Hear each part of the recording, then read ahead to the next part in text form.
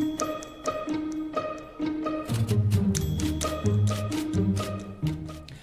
welcome to another edition of Ask 9, where we take a look at some of the questions that you have to ask, or we go a little deeper into the stories that we cover day to day. My name is Jim Mertens. Becky Phelps is not here. I even forgot her name. She hasn't been around for a couple days. She's been a little under the weather, just a voice thing, which, as you know, can keep you off TV, so we're hoping she has a speedy recovery and joins us again very soon. Our big issue today, though, has to do with schools, and we're talking particularly about cell phone use in schools. And it's really been a major change over the last few years in school districts all over the area. And this school year is the first that the state has moved to restrict cell phone use in schools. Now, we're talking about the state doing that. Many schools had already put in these regulations, but the state really wanted it codified and make sure there was at least a minimum, or at least school districts had something in place. And at the time, the governor said, the data tells us Gen Z spends 6 hours per day on their phones. 72% of high school teachers say cell phone distractions are a major problem in the classroom.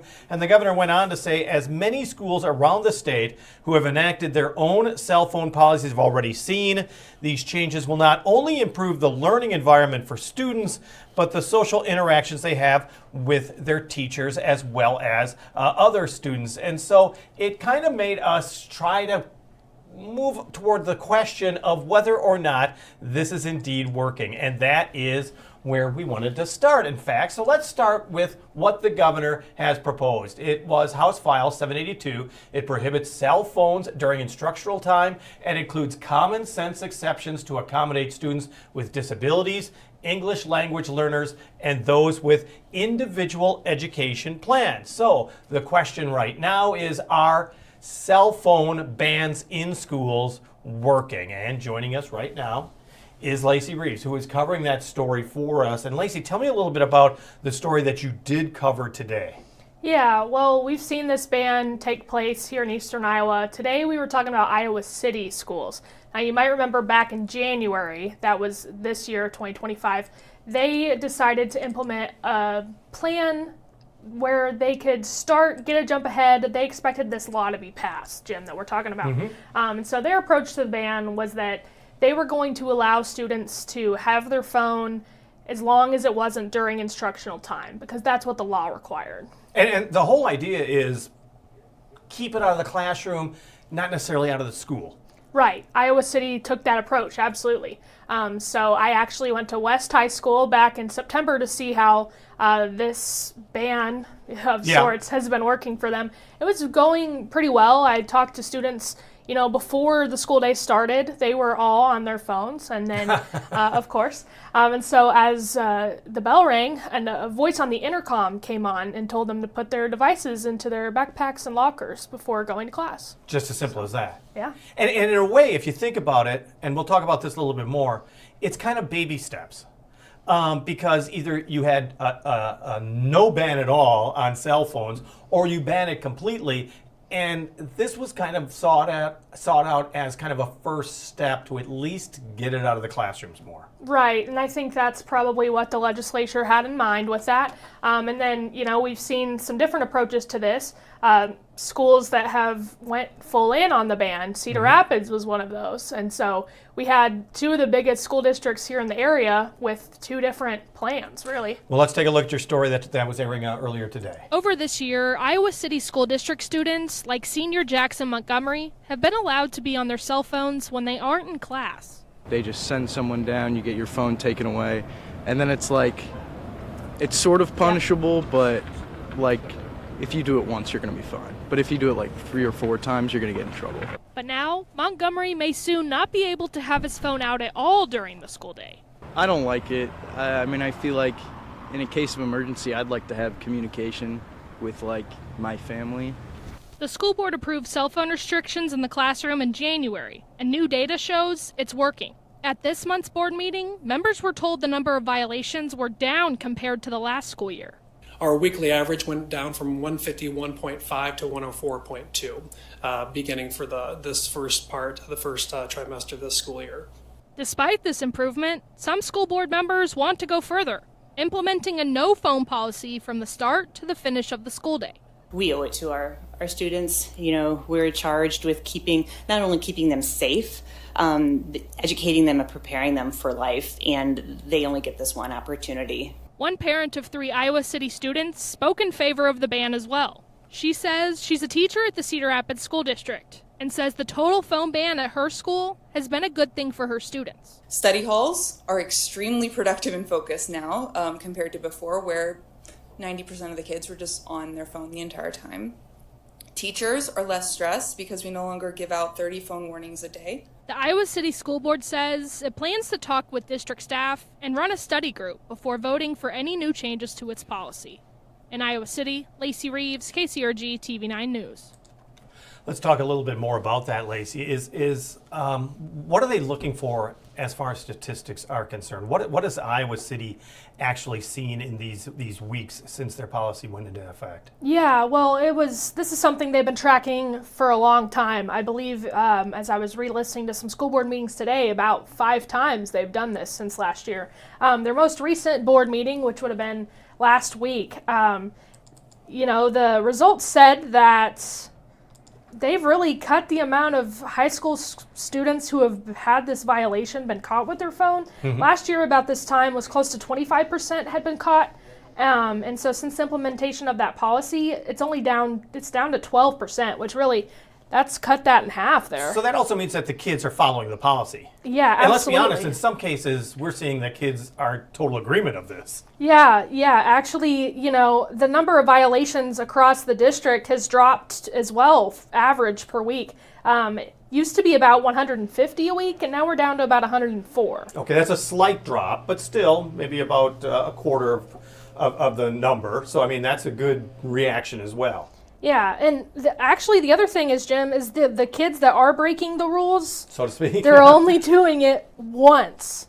That's the majority. They're caught once. Yes, so they had a whole list of the number of violations for students as a whole. And so the number with one violation was in the 600s, but as you started to get into those second and third, they dropped into like more the 100 to 200 space. What's the penalty?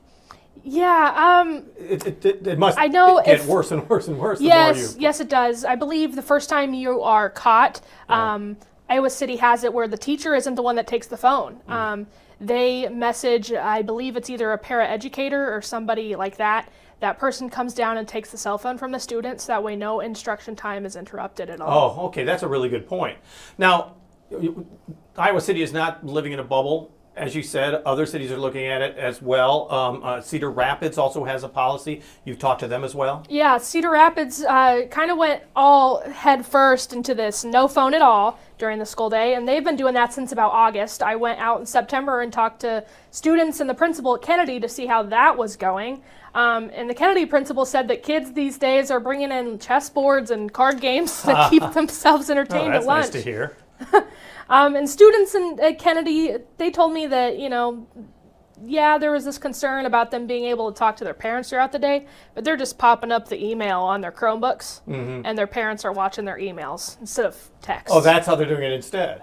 Because let's be honest, that was one of the things that was always discussed, is that in this time of school violence, and I hate to bring up school shootings, but of course that's part of the issue as well, is that parents and guardians wanted to have the quickest way possible to get hold of their student. And if you take these phones out of their hands, if you store them someplace else, that really hurts the parents' ability to communicate with their child in the case of an emergency. Yes, and I think for Iowa City, they're more discussing a bell-to-bell policy. So the way I would interpret that would mean that you're not allowed to have your phone out from that 8 to 3, 4, but I don't know if that would mean them not being able to just have it in their pocket or in their locker. Yeah, exactly. And really, districts throughout the nation are really kind of weighing that whole thing between security and also good teaching habits and making kids are learning, because it is a learning environment. That's the priority in these buildings. It isn't necessarily, communications outside that building. It's learning inside that building. Yeah, you saw in that story that we had just a second ago,